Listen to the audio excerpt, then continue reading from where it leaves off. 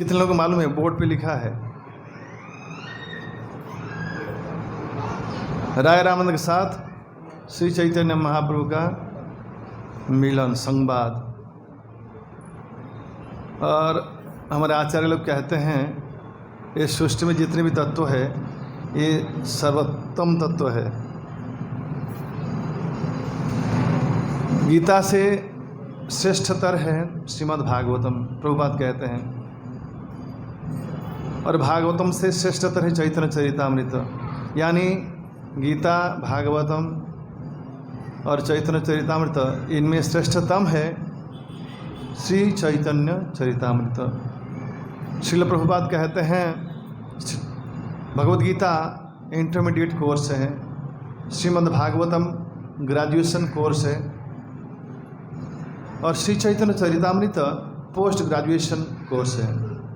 भगवद गीता दुग्ध तुल्य है, श्रीमद् भागवतम राबड़ी है, चैतन्य चरितामृत राबड़ी, केला, कर्पूर और शक्कर के सम्मिश्रण है।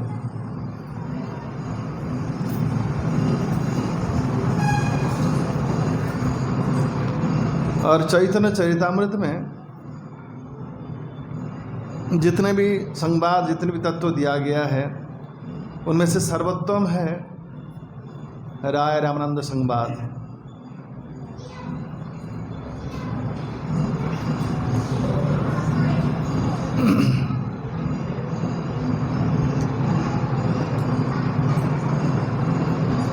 श्री चैतन्य महाप्रभु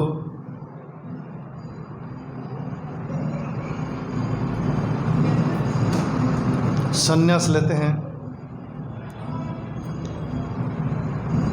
24 वत्सरे शेष माघ मासे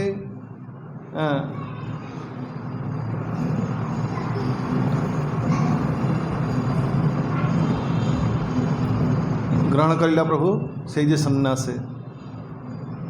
24 साल जब पूरा होता है, अंतिम जो माघ महीना है उसमें महाप्रभु संन्यास आश्रम स्वीकार करते हैं और नवद्वीप और अपनी अंतरंग पार्षदों को सची माता और विष्णुप्रिया देवी, गंगा, अद्वैताचार्य जो खूब अंतरंग है सबको छोड़कर संन्यास ग्रहण करते हैं काटुआ में केशव भारती से। फिर जगन्नाथपुरी आ जाते हैं। जगन्नाथपुरी में वो फाल्गुन महीने में पहुंचते हैं।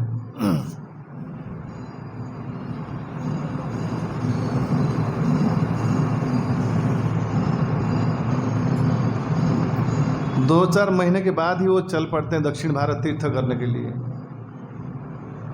रथ यात्रा से पहले चैत्र वैशाख ज्येष्ठ आषाढ़ में रथ यात्रा होती है। अगर कोई जगन्नाथपुरी में रहने की स्थिर करते हैं और रहते हैं, और जगन्नाथपुरी में सर्वश्रेष्ठ समय कौन सा है? गुंडीचा यात्रा, रथ यात्रा। ऐसा कहना कि रथ यात्रा दर्शन करने के लिए ब्रह्मलोक त्याग कर आसमान में मंडराते हंस के ऊपर बैठकर जगन्नाथ ही दर्शन करने के लिए। इंद्र, चंद्र, वायु, वरुण सभी देवता आकाश में मंडराते हैं कि जगत के नाथ जगन्नाथ आज निकले हैं संसार के कल्याण के लिए, संसार के बद्ध जीवों को उद्धार करने के लिए अपनी दर्शन स्वयं देकर। लोग नहीं आ रहे हैं, आ नहीं पा रहे हैं कि खुद जाकर उनकी दर्शन देते हैं और उनकी उद्धार करते इसी मानस से। इसलिए उनका नाम है पतित पावन।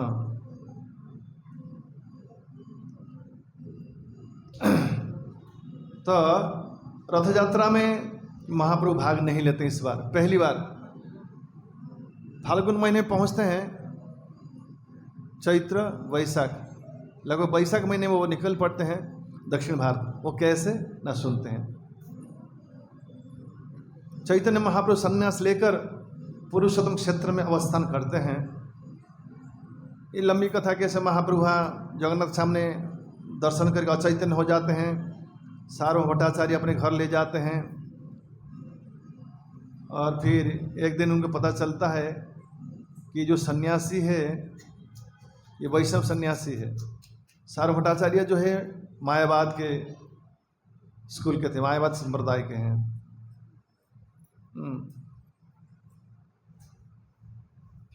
लेकिन चैतन्य महाप्रभु वैष्णव भक्त है, कृष्ण भक्ति है। तो एक दिन सार्वभौम भट्टाचार्य निमाय को कहते हैं, सार्वभौम भट्टाचार्य कौन है ना? चैतन्य महाप्रभु के स्कूल के गुरु कौन है? गंगादास पंडित। ये गंगादास पंडित के गुरु है सार्वभौम भट्टाचार्य। सार्वभौम भट्टाचार्य का पूरा नाम क्या है? कोई कह सकता है? क्या थे? हरिबोल समुद्र को सार्वभौम भट्टाचार्य पूरे नाम की? वासुदेव सार्वभौम भट्टाचार्य। हाँ, वासुदेव सार्वभौम ना पूरा नाम की?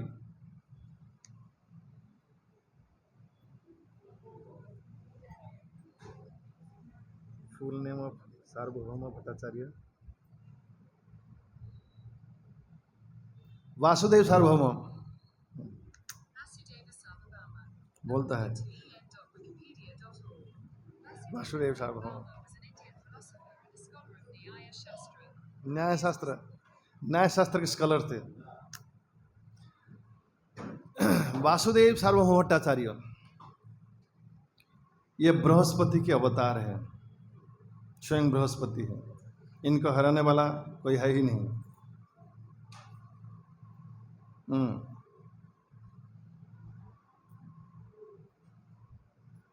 तो सार्वभौम भट्टाचार्य एक पढ़ाई कहाँ से किए? एक व्यक्ति की कैरियर चेक कैसे होता है, वो कहाँ से पढ़ाई की, उसका स्कूल स्कूलिंग कॉलेज कहाँ की। इनका पढ़ाई कहाँ हुई थी?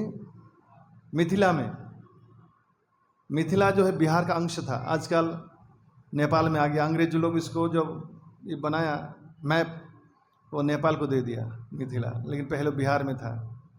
बिहार में यूनिवर्सिटी नालंदा जो है दुनिया का बहुत प्रख्यात यूनिवर्सिटी था। सारे संसार के लोग वहाँ आते हैं, पढ़ाई करने आते थे। नालंदा यूनिवर्सिटी बिहार। आजकल बिहार की हालत बहुत खराब है, जबकि एक समय बिहार सबसे उन्नत राज्य था, शिक्षा में, अर्थ में, सब दृष्टि से बहुत ही प्रशिक्षित राज्य था मिथिला और नालंदा। तो मिथिला में सबसे बड़े पंडित, दुनिया के पंडित वहीं रहते थे, मिथिला के पंडित। आप लोग जानते हैं, पहले मैं एक बार बोला था, जो हरिहर रामकृष्ण दो भाई, उसके पिताजी ये हरिहर रामकृष्ण के से वो रामचंद्र कविराज और नरोत्तम दास ठाकुर के संस्पर्श में आकर वैष्णव हो जाते हैं। उनके पिताजी धमकी देते हैं, मैं मिथिला से पंडित बुलाऊंगा, तुम्हारे गुरु को हरा दूंगा। याद आया? इसका अर्थ है कि मिथिला के जो पंडित थे सबसे बड़े विद्वान हुआ करते थे। तो वहाँ मिथिला में वो लोग लिख कर नहीं देते थे, कहीं पढ़े दूसरी जगह चला जाएगा, जो भी हो। तो वहाँ जाके सब याद कर ली, इतना याददाश्त है। सारे वेदों को, न्याय शास्त्र को अपने दिमाग में बिठा लिया और नवद्वीप में आकर उसको पुस्तक बनाया लिख के और सबको पढ़ाया। ये गंगादास उनके स्टूडेंट है, गंगादास पंडित, ये वासुदेव सार्वभौम के। और गंगादास के स्टूडेंट है निमाय, यानी गुरु के गुरु है। हाँ, स्कूल के गुरु के गुरु। तो मिले कहाँ? जगन्नाथपुरी में। लेकिन पहले इतना मुलाकात नहीं हुआ था। फिर महाप्रभु के साथ परिचय हुआ, उनके नाना जी को पहचानते हैं, ये बुजुर्ग है। तो एक दिन कहते हैं कि तुम इतने जल्दी संन्यास ले लिया, तुम्हारा फॉल डाउन हो जाएगा, और तुम वेद न्याय शास्त्र को अच्छी तरह जानते नहीं हो।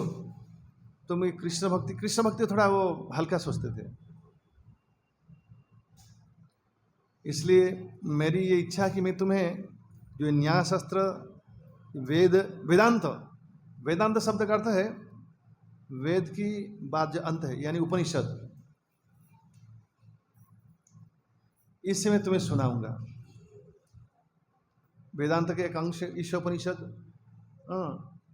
उसमें है ना, ईशावास्यमिदं सब, इस वेदांत है। तो ये सब मैं तुम्हें सुनाऊंगा। मैं, तुम सुनोगे? तो निमाय बहुत नम्र है, बोले जी जरूर सुनूंगा। सार्वभौम भट्टाचार्य बहुत बुजुर्ग है, वृद्ध है, फिर भी वो राज पंडित है। सार्वभौम भट्टाचार्य नवद्वीप के सबसे बड़े विद्वान थे, लेकिन फिर भी बंगाल छोड़कर उत्कल क्यों आ गए ना? इसलिए उस समय एक्चुअली उत्कल की जो ये था वो गंगा से गोदावरी, ये गौरांग उनके समय उड़ीसा के राजा बहुत ताकतवर थे, उनका राज्य था गंगा से गोदावरी तक। एनीवे, तो उस समय जो नवाब का शासन चला बंगाल में, ये संस्कृत को इतना ध्यान नहीं दिया, इनको पंडितों को इतना महत्व नहीं दिया। अपनी आत्मसम्मान रक्षा के लिए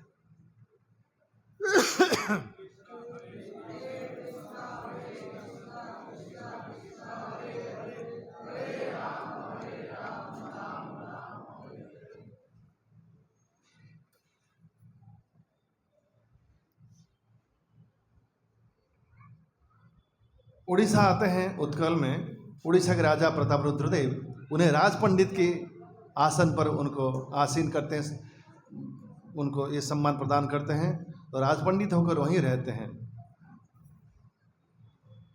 उड़ीसा राजा के दरबार में। और यह बहुत बड़े विद्वान है, बृहस्पति के अवतार हैं। तो सार्वभौमाचार्य उन्हें कहते हैं, निमाई, मैं चाहता हूँ तुम अपनी जो संन्यास आश्रम बचाए रखो। इतनी कम उम्र में संन्यास ले लिया और तुम्हें सटीक वैदिक ज्ञान कभी प्राप्त नहीं हुआ है, तो मेरे से ग्रहण करो और तुम स्थिर रहो अपने आश्रम में। इसलिए मैं सोचता हूँ तुम मेरे से वेदांत का श्रवण करो, सीखो ना। ठीक है। तो क्या करते हैं, निमा सन्यासी है, तो सन्यासी गृहस्थ से उच्चतर आश्रम के होते हैं। भक्ति रसम सिंधु में कई लोग बहुत बार पूछ रहे हैं, भगवान की मस्तक से कौन निकली है? ब्राह्मण। बाहु से, उदर से, चरण से, और जो 4 वर्ण है ना, 4 आश्रम जो है, ये भी उसी तरह चरण से ब्रह्मचारी आश्रम, और गृहस्थ उदर से, वानप्रस्थ बाहु से, और सन्यास मस्तक से। समझ में आया? बंगला पुस्तक में थोड़ा इतना स्पष्ट नहीं दिया गया है, हिंदी में दिया गया है स्पष्ट रूप से। ये ट्रांसलेशन में थोड़ा, ये इंग्लिश में स्पष्ट है, लेकिन बंगला में थोड़ा अस्पष्ट है। फिर पूछने ने मैं बोल दिया, कितने लोग की बात समझ पाए? कत लोग बुझते पारलेन? ठीक है। कितने लोगों को पता नहीं था ये सवाल? ठीक है। अभी अगले रविवार को परीक्षा है, कितने लोगों को पता है? अभी 1-1.5 महीना पहले क्वेश्चन दिया गया था, तो भी बोलेंगे पढ़ाई नहीं हुआ। ऐसा आदमी कोई ना निकले कृपया। परीक्षा देने में कितना मजा आती कि नहीं? परीक्षा দিতে হয়। राधे श्याम प्रभु तैयारी हुई तो पुस्तक अच्छे। कितने लोगों के पास भक्ति रसम सिंधु नहीं है?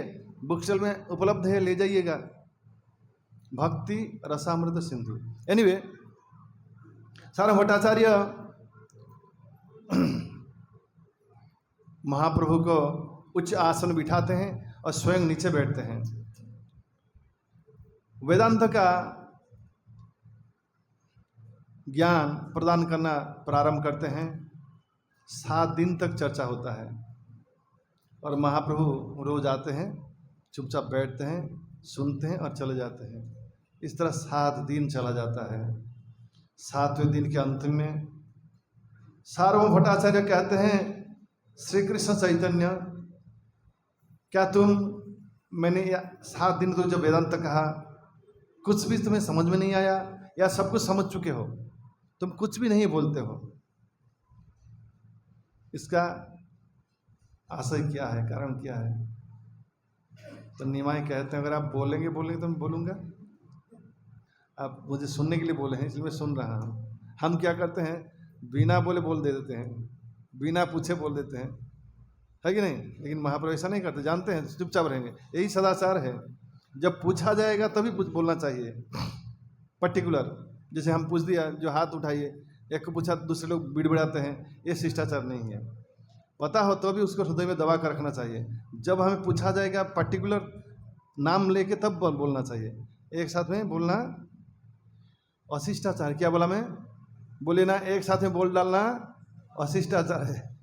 हाथ जब उठाए, जो हाथ उठाए जिसका नाम लिया है वही बोले, बाकी पीछे ना बोले, नहीं तो बेमतलब हो जाता है। वो तो सुन लिया, फिर वो सीखेगा कैसे? एनीवे, तो महाप्रभु ने कहा अगर आप मुझे बोलेंगे तो बोलूँगा। तब बोले ठीक है बोलो, क्या आप सब कुछ समझ चुके हैं या कुछ भी नहीं समझे हैं? शिष्य के शिष्य है। गंगादास पंडित के टोल में निमाई पढ़ाई की है, और गंगादास पंडित इनके टोल में पढ़ाई की है, सारों के टोल में। दादा गुरु है। हाँ, ये पोता है, दादाजी है, बैठे हैं। बोलते हाँ समझ में तो आया। व्यासदेव जी जो वेदांत तो कह रहे हैं उसके जो सारे श्लोक है वो तो मेरी समझ में आती है, लेकिन वो सूर्य के भांति स्वयं प्रकाशित उद्भासित है। जब सूर्य प्रकाशित होते हैं, सूर्य को देखने में दिक्कत नहीं होता है, सूर्य ऑटोमेटिक पता चला हाँ सूर्य है, और सारा जगत भी प्रकाशित हो जाता है। लेकिन बारिश के मौसम में बादल जब बह कर जाता है, बादल कभी कभी सूर्य को ढक लेता है, तो सूर्य दिन में होते हुए भी दिखाई नहीं देते हैं, है कि नहीं? बादल सूर्य को ढक लेता है, उसी तरह उसके उजास को, उसकी प्रकाश को ढक देता है। उसी तरह आपके जो तात्पर्य है, आप जो टिप्पणी कर रहे हैं, समझा रहे हैं, वो बादल है। व्यासदेव की जो श्लोक है मूल, वो सूर्य को ढक देता है। वेदांत के जो श्लोक है न, वो कैसा है ना, फिर एक एक चुन कर बताते हैं। जैसे आत्माराम कथा श्लोक बताते हैं, आत्मारामस्य मुनय, उसका तात्पर्य बोला आपने क्या समझाया और व्यासदेव जी क्या कहना चाहते हैं। कई सारे श्लोकों ने कहा, और निमा इतने सुंदर रूप से बताया, इनका फ्यूज कटअप हो गया तगड़ा। बोला मेरी गलती संसार में ऐसा कोई है ही नहीं जो निकाल सकता है।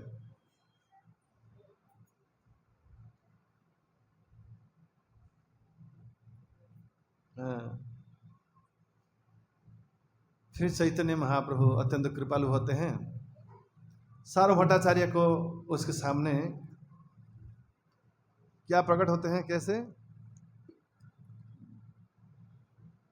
वासुदेव घोष बोले करी जोड़ हाथ, वासुदेव घोष बोले करी जोड़ हाथ, जेई गौर से कृष्ण से जगन्नाथ। गौरांग महाप्रभु ना यहाँ जगन्नाथ है, वहाँ कहते हैं षडभुज रूप के रूप में प्रकट हुए कृष्ण, राम और चैतन्य।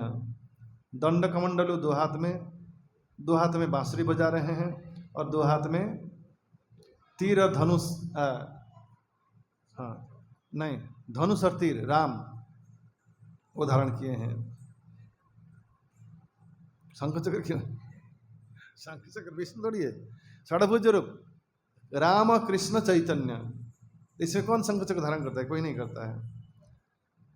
कृष्ण जो है बांसुरी बजा रहे हैं त्रिभंगमय रूप में, श्याम सुंदर रूप में, और रामचंद्र जो है धनुष और तीर धारण किए हैं, और चैतन्य महाप्रभु दंड और कमंडल धारण किए हैं।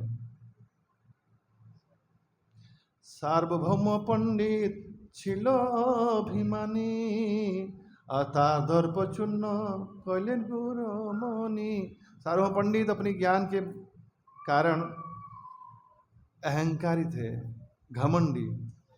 छिलो अभिमानी, अभिमान था कि मुझे कोई हरा नहीं सकता है, मैं दुनिया का सबसे बड़ा ज्ञानी विद्वान हूँ। तो उसके घमंड को तोड़ डालते हैं 26 साल के बालक निमाय। और उसके बाद खाली उतना ही नहीं, महाप्रभु और कृपालु होकर उसके सामने प्रकट होते हैं षडभुज के रूप में, 600 फॉर्म्स, राम कृष्ण और चैतन्य।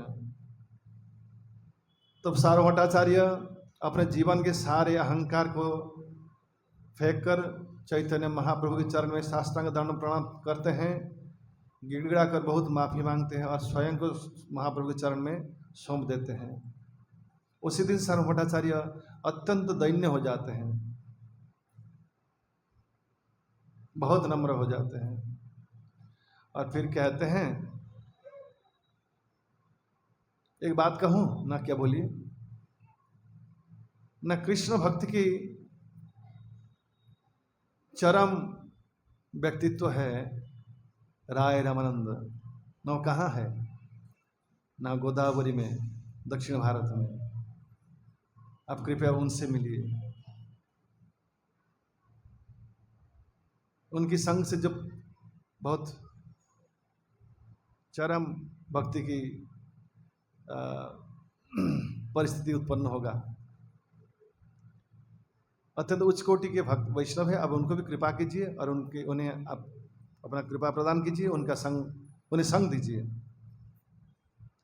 मैंने तो उन्हें थोड़ा कृष्ण भक्त के रूप थोड़ा निम्न स्तर के मानकर नेगलेक्ट किया था।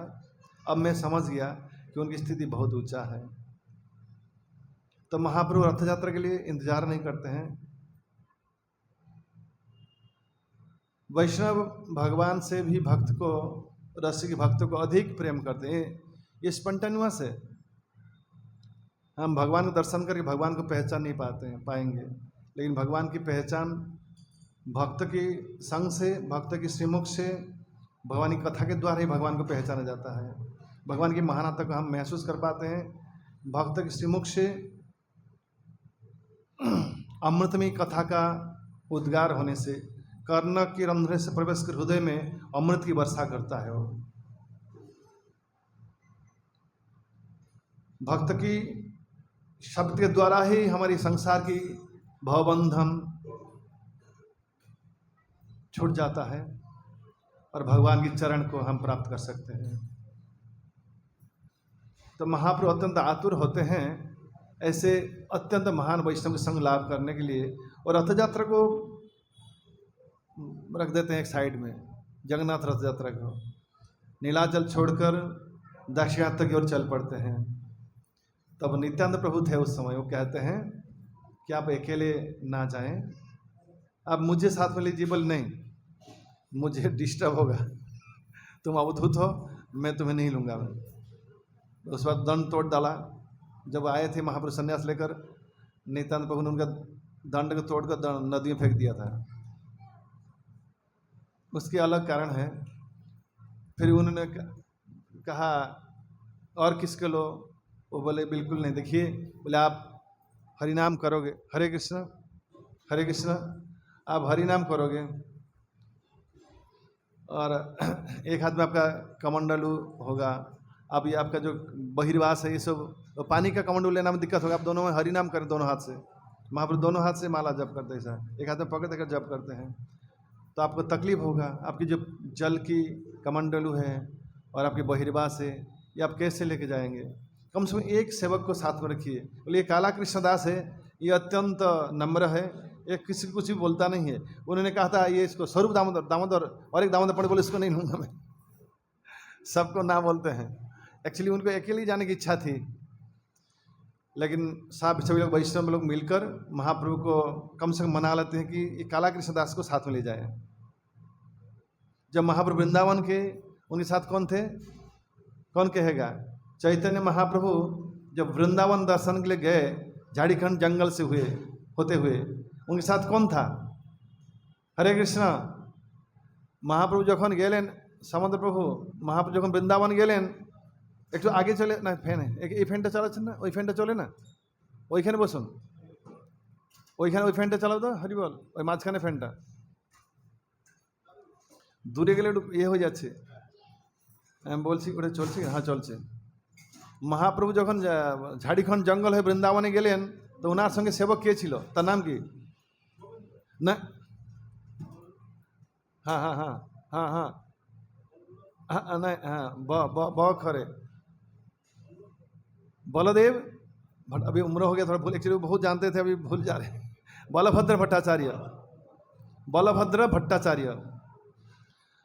जब वृंदावन गए, उन्होंने देखा था झारखंड जंगल में महाप्रभु कैसे नृत्य कर रहे हैं, हरे कृष्ण कृष्ण कृष्ण हरे हरे, हरे राम राम राम हरे। कैसे हाथी, हिंस्र जानवर, शेर और हिरन प्रेम से गले मिल रहे हैं। हिरन को नहीं खा रहा है, वो प्रेम से उसका हृदय गल गया है, हिंसा हृदय से निकल गया है। कृष्ण प्रेम, कृष्ण शुद्ध कृष्ण नाम के कारण। तो ये सारी चीज़ों को बलभद्र भट्टाचार्य ने देखा था। उन्होंने आकर कहा कि ये सब लीला महाप्रभु प्रकट की। एक बार महाप्रभु रात को जा रहे रास्ते में शेर सोया था, रास्ते में शेर को छुआ, बोला हरे कृष्ण, शेर हरे कृष्ण बोलने लगा। वो खाता नहीं है, वो हिंसा भूल गया। लेकिन शेर अगर खाना भूल जाएगा तो फिर जिंदा कैसे रहेगा? उसका काम ही है तो दूसरे को खाना। लेकिन ऐसा कहना था कि वो शेर अभी कुछ दिन के लिए उपवास किया भले, लेकिन ऐसा हिंसा भूल गया हो, बोला मैं उपवास चलेगा लेकिन ऐसे खाएंगे नहीं किसी को। एनीवे, तो अब इस समय महाप्रभु दाक्षिणात्य जा रहे हैं और साथ में सेवक किसको लिए? काला कृष्णदास। सभी भक्तों ने समझाए कि कृष्णदास जो अत्यंत नम्र है और किसी कुछ बोलता नहीं, आपको कुछ भी डिस्टर्ब नहीं करेगा, के लिए आपकी सेवा करेगा, आपकी किसी की काम पे वो टांग नहीं अड़ाएगा ना, क्या कहते हैं, कुछ भी नहीं बोलेगा वो।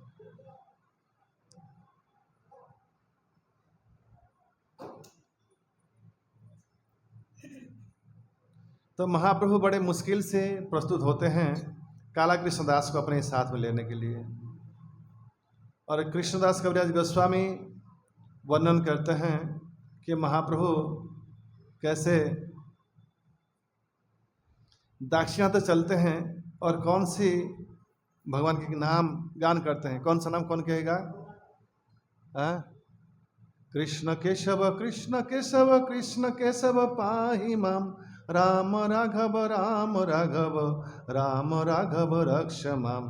अब देखिए चैतन्य चरितामृत में लिखा है, जब महाप्रभु दक्षिण देश जा रहे हैं तीर्थ करने के लिए, रास्ते में गा रहे हैं। कृपया से गाइएगा, हम गाते नहीं कभी। कृष्ण केशव कृष्ण केशव कृष्ण केशव पाहि माम, राम राघव राम राघव राम राघव रक्ष माम।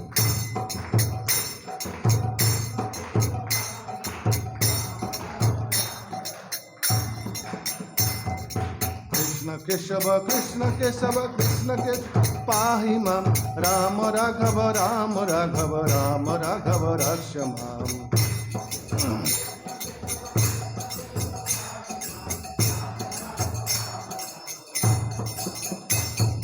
कृष्ण केशव कृष्ण केशव कृष्ण केशव पाहि माम, राम राघव राम राघव राम राघव रक्ष माम।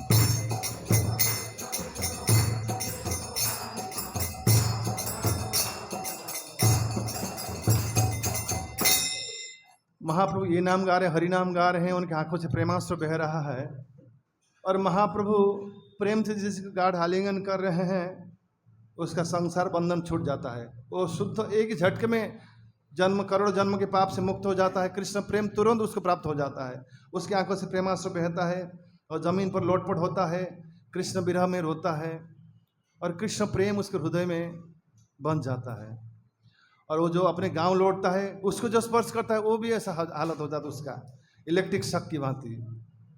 जैसे रास्ते में इलेक्ट्रिक लाइट का वायर टूटा हुआ गिरा, उसको कोई छूता है, उसको पकड़ लेता है इलेक्ट्रिक, और उसको जो छुएगा उसको पकड़ता है। कभी सुना है?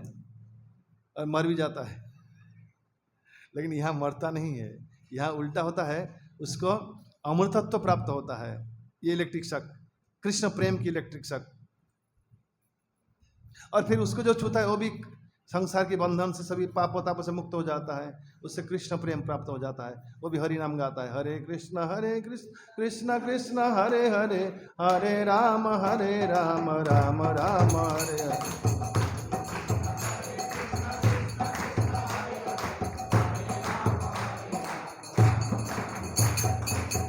इस तरह महाप्रभु उत्कल देश और आंध्र प्रदेश के बॉर्डर सिंहाचलम, नहीं पहले कुर्म क्षेत्र, कूर्म क्षेत्र में पहुंचते हैं। कूर्म क्षेत्र में महाप्रभु के साथ एक व्यक्ति का मुलाकात होता है। कौन कहेगा? वासुदेव विप्र। इनका नाम था क्या? वासुदेव सार्वभौम भट्टाचार्य, और इनका नाम है कि वासुदेव विप्र। ये वासुदेव विप्र की कथा जरा सुन लीजिए। वासुदेव विप्र, उनका पूरा शरीर गलित कुष्ठ, बड़ा कुष्ठ में उनका शरीर गल गया था। इतना भयानक लेप्रोसी कुष्ठ था, कुष्ठ रोग से आक्रांत। और वो क्या करते थे, उनके शरीर से अगर कीड़े नीचे गिर जाता था, उसको उठाकर अपनी जगह पर रख देते थे उसके शरीर में, ताकि वो खाए। क्यों? ना वो स्वयं को इतना छोटे मानते थे, उनका विचार ऐसा हो गया था कि मेरा जीवन, यह शरीर जो है भगवान की सेवा में जरा सा भी लग नहीं पाया। मेरी पूर्वकृत महापाप के परिणाम स्वरूप मुझे ऐसा शरीर प्राप्त हुआ है। मैं कितना अधम हूँ, कितना पापी हूँ, और कम से कम एक कीड़े कृपा करके मेरे शरीर का मांस खा के उनका पेट भर रहे हैं। एक काम पे तो आ रहा है शरीर, कम से कम एक तो काम पे आ जाता है, कीड़ों की सेवा करता है, और अभी में वंचित है इसलिए कीड़ा को उठा लेता है, शरीर में रखता। कैसा विचार है? और वासुदेव विप्र को महाप्रभु मिलते हैं। महाप्रभु क्या करते हैं? उसे गंभीर प्रेम के साथ गाढ़ आलिंगन करते हैं और हरि नाम करते हैं। हरे कृष्ण कृष्ण कृष्ण हरे हरे, हरे राम राम राम हरे हरे। वासुदेव विप्र का शरीर एक निमिष में ही दिव्य शरीर उनके प्राप्त हो गया। सारा कुष्ठ बीमार से मुक्त हो गए, उन्हें सुंदर शरीर प्राप्त हुआ। और महाप्रभु वासुदेव विप्र का एक नाम भी रखे। क्या नाम रखा? वासुदेवामृत प्रद। वासुदेवामृत प्रद।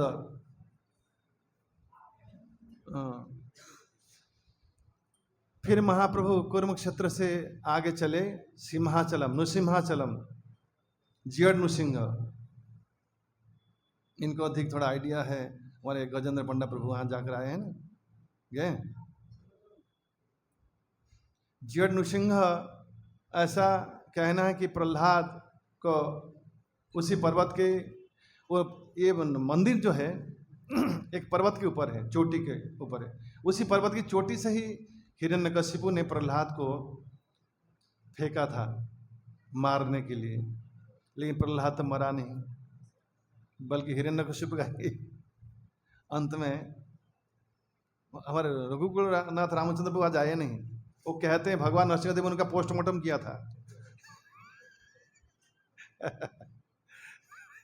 अपने नाखून से, तब कर कमले बर अद्भुत सिंगम पोस्टमार्टम कुरुतम, उनका पेट का। एनीवे, तो प्रहलाद बाद में उसी पर्वत के चोटी के ऊपर एक नृसिंह मंदिर बनाते हैं, नृसिंह देव का स्थापन करते हैं, वही है जियड नृसिंह देव। तो महाप्रभु वहाँ जाते हैं, वहाँ भगवान नृसिंह देव की दर्शन करते हैं, स्तव स्तुति करते हैं। फिर उससे आगे वो चलते हैं गोदावरी। गोदावरी पहले उत्कल राजा ओडिशा के राजा के अंडर में था। ये रामानंद राय वहाँ गोदावरी में क्यों अवस्थान करते हैं? ना ओडिशा है, वो ओडिशा के अंडर में है। तो ओडिशा के राजा प्रतापरुद्र देव ये रामानंद राय को वहाँ का गवर्नर बनाए थे, राज्यपाल गोदावरी।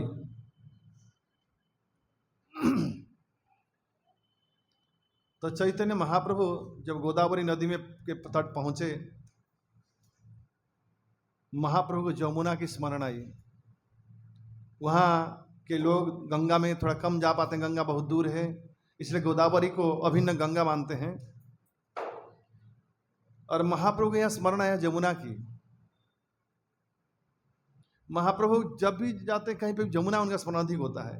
वृंदावन ब्रज भाव में, राधा भाव में, राधा भाव द्वितीय सुबलितम नवमी कृष्ण स्वरूपम। 24 घंटा कृष्ण श्री चैतन्य महाप्रभु मतमिदम चैतन्य महाप्रभु की मत क्या है? आराध्य भगवान ब्रजेश तनयस तद्धाम वृंदावनम रम्या काचिदुपासना ब्रजवधुवर्गे न जा कल्पिता।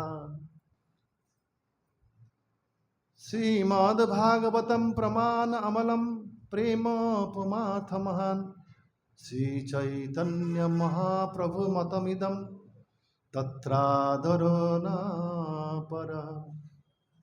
ये महाप्रभु की मंतव्य है, यही कहना है महाप्रभु को, महाप्रभु का सारे जगत के लिए। आराध्य भगवान ब्रजेश तनय, मनुष्य को जीवन का अपनी आराध्यतम भगवान किसको मानना चाहिए? आराध्य देव हमारी कौन होना चाहिए? ब्रजेश तनय, ब्रज के ईश, ब्रज के राजा कौन है? नंद महाराज। उनके तनय यानी उनके पुत्र लल्ला श्री कृष्ण। श्री कृष्ण जो है सभी जीव के आराध्य भगवान होनी चाहिए, आराध्य व्यक्ति। आराध्य भगवान ब्रजेश तनय तद्धाम वृंदावन। और क्या आराध्य होनी चाहिए? उनके धाम वृंदावन। वृंदावन भी अभिन्न श्री कृष्ण है। रम्या काचिद उपासना ब्रजवधु वर्गे न जा कल्पिता। और उनकी आराधना कैसी करने हैं? न ब्रज की ब्रजांगनाएं जिस रास्ते में, जिस मार्ग में चलते हुए कृष्ण की प्रेम भक्ति की ब्रज गोपी भर्तुर पद कमैल और दास दास अनुदास। तो गोपी का ब्रज की ब्रजांगनाएं जिस तरह कृष्ण की अहेतु की प्रेम भक्ति आचरण किए हैं, हर मनुष्य को ऐसी भक्ति कृष्ण की करनी चाहिए। श्रीमद् भागवतम प्रमाण अमलम। और कौन सी शास्त्र को आधार करते हुए जीवन का, हमारे जीवन का आधार कौन सी? ये सारे भक्ति के मूल आधार, बेस, जिसके ऊपर खड़े होकर भक्ति चलती है, जिसके ऊपर भरोसा करके, जिसी के वाक्य से ही जीवन चलता है, वो कौन होगा? तुम्हारा श्रीमद् भागवतम प्रमाण अमलम प्रेम पुमार्थ महान श्री चैतन्य महाप्रभु मतमिदम। यही है चैतन्य महाप्रभु की मत है। तत्र आदर, इसका ही आदर करो, न पर, दूसरा कुछ नहीं। कृष्ण, कृष्ण के धाम वृंदावन, ब्रज की गोपिकाओं की भांति भक्ति, श्रीमद् भागवतम का मूल ज्ञान की आधार, यही जीवन का उद्देश्य होना चाहिए। तो महाप्रभु गोदावरी नदी के तट पर पहुंचते हैं और गोदावरी को दर्शन कर उनका जमुना का स्मरण होता है। बंगाल में कवि उनका क्या नाम है? नजरुल इस्लाम। ये नील जमुना जल के उन्हीं लिखिছেন, ওটা নজরুল জানেন গান করতে? এর গান করুন দিন। ওরে নীল যমুনার জল বল রে আমায় বল। তারপরে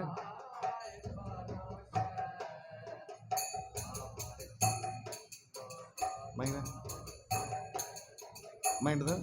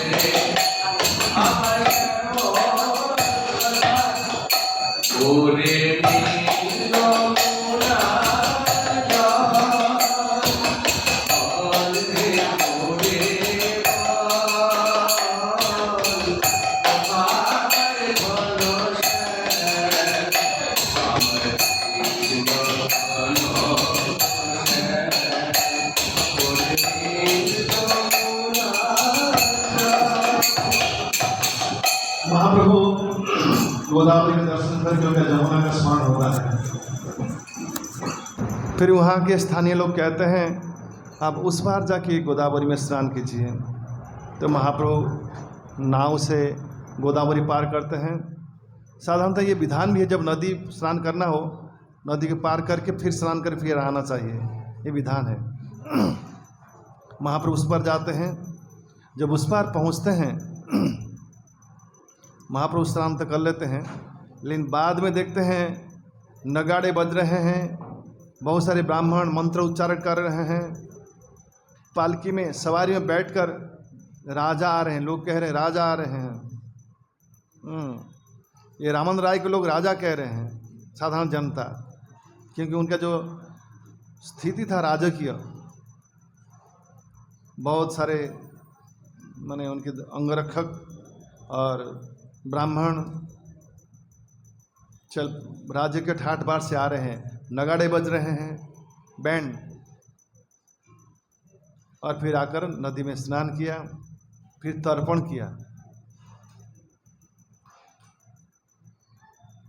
और तत्पश्चात अपने वस्त्र परिधान करके वो निकलते हैं। और महाप्रभु जल्दी से मिलते नहीं, थोड़ा इंतज़ार करते हैं।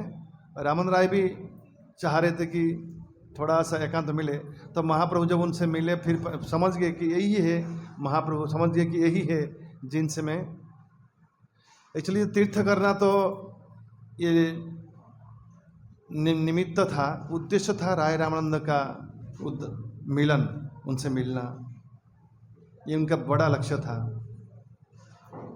क्योंकि इनका ही मिलन और इनकी जो संवाद है आगे चलकर सारे संसार को मार्ग दिखाएगा कृष्ण भक्ति की, शुद्ध कृष्ण प्रेम भक्ति की।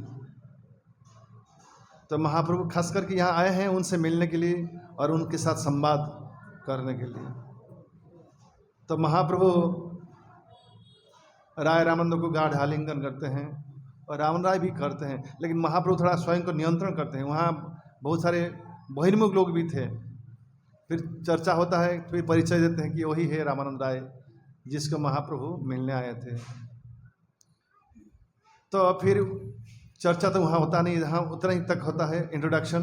फिर एकांत में संध्या के समय एक जगह तय किया जाता है, वहीं चर्चा होने का सिद्धांत होता है। और ये चर्चा हम अगले बार फिर कभी करेंगे, आज यहीं विश्राम देते हैं, अभी समय हो चुका है। और ये पूरा कथा का तो यही इंट्रोडक्शन था, असल चर्चा तो अभी से होगा जब संध्या के समय महाप्रभु राय रामानंद से मिलते हैं। महाप्रभु प्रारंभ करते हैं कि बोलो साध्य सार, सभी धर्म के सारातिसार वस्तु क्या है। एक के बाद कैसे चर्चा होगा हम नेक्स्ट टाइम श्रवण करेंगे। आज की यही कथा विश्राम देते हैं। हरे कृष्ण कृष्ण कृष्ण हरे हरे, हरे राम राम राम हरे हरे। श्रील प्रभुपाद की, समवेत भक्त वृंद की, निताय गौर प्रेमानंदे।